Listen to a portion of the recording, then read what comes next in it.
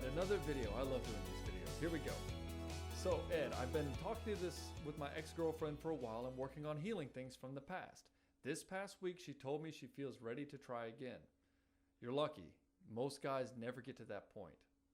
So listen very carefully to what I'm about to tell you, because you can turn this around. I'm in a similar place as well. My question is, how do I exactly have the determine the relationship convo in regards to trying things again? You do not have that conversation with her. She said she's interested in trying things again, which means that tells me you've probably been talking to her a lot and trying to convince her in some way, and she's like, okay, fine.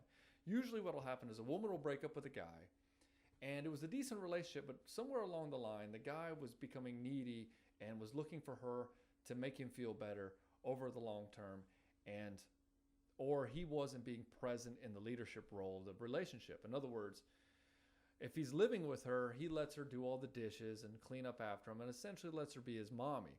And when he's feeling bad, he complains about his job to her, and she's telling him it'll be okay, it's all right, and he's complaining about this and that, and he's not showing her that he's fully present and leading in his life. And so what happens is she becomes his mommy. And when she's your mommy, she can't fuck you.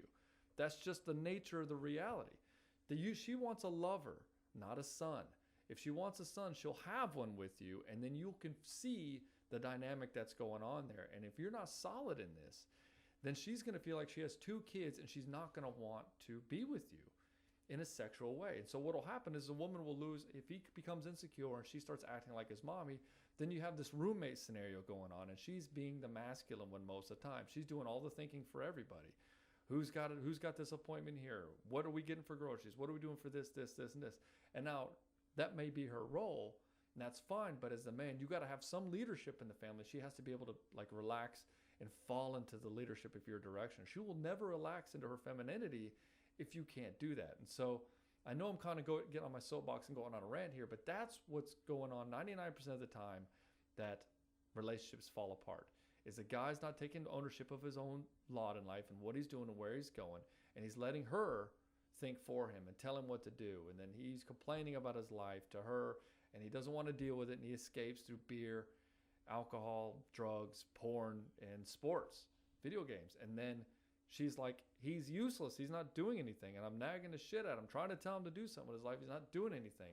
And so she becomes incredibly frustrated, but she will work and work and work and work at this, and he just won't pay attention to it until she's blue in the fucking face, and then she's like, I just can't do this anymore. And by the time she makes that decision where she leaves, it's too late. You can't turn it around because she's already done it. She's already given 135%. It's that exact. I measured it with science. And that's what's going on here. So when a woman leaves you, it's really hard to bring her back because she's already given just about everything she could. So the fact that she got to this place, kudos to you. You're doing something right. Now, but you don't know the fundamentals, and you're saying, how do I have the determined relationship? If you've watched any number of these videos and you've been in GA for any number of time, you know the relationship labels are for her. You do not do that. All you do is hang out, have a great time, and create the scenario for sexy time to happen. That's all you do. And you just let her come to you in her own time.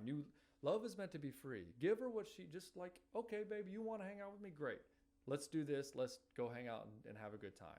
You have a good time, and then you just go back and do your own thing. And then she contacts you, hey, what was that movie that you talked about? Oh, it's great to hear from you. Hey, I missed you. When are you free? We should hang out again. She's like, oh, okay, yeah. Even though she didn't contact you for that reason, she contacted you for some bullshit reason. But you just got to assume that that's what she wants. And then you go hang out, have a great time. And then when she calls you again, you do it again. Rinse and repeat. That's it. And then at some point, she'll fall back in love with you. And she'll be like, wow, you're a strong, tough dude now. You're not really looking for approval anymore. And that's attractive. And you got your shit together, and you got your life together. And you're not all worried about me. You're worried about your life. And I like that. And where's this going? I kind of want to be a part of that. And then when she says that, you say, well, or do you want me to be your boyfriend again? And she'll say, well, yeah, I think so. Say, okay, well, that's fine. And then don't make a big deal about it. You're now her boyfriend. She's the one who brings up the DTR, not you. Do not do it.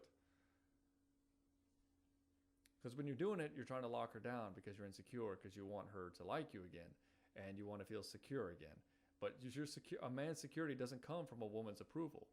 That actually makes you more insecure, because a woman's mentality and their emotion, the way they say things and the way they do things, is all through the filter of emotion. And emotion is like a roller coaster. It goes all over the place. Even with guys, it goes up and down, up and down. It's all over the place.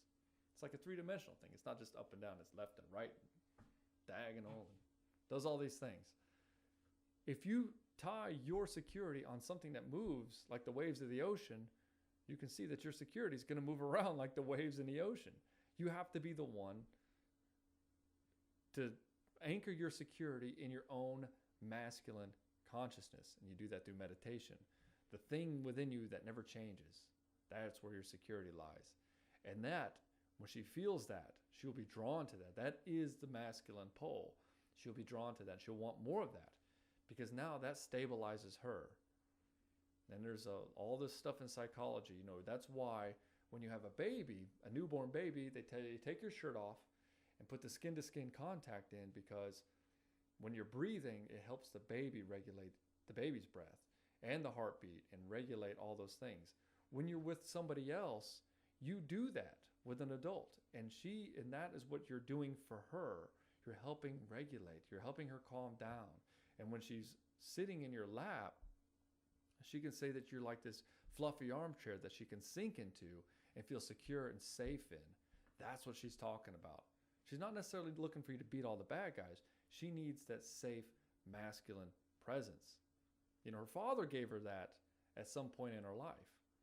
But she divorces her father so that she can have her man. But she's looking for that in her man. Just like a man wants loyalty and love from his wife, but he has to be careful not to turn it into a mothering energy, like what I was talking about earlier. Anyways, that was quite the rant. Let me know what you think. Other guys, let me know what you think if this is helpful information.